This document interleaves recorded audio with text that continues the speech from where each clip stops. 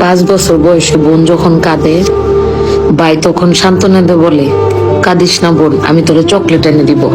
আবার 10 বছর বয়সে বোন যখন কাঁদে, ভাই জিজ্ঞেস করে, তোরে কে কি কইছে ক, আমি তারে তক্তা বানাই দিব।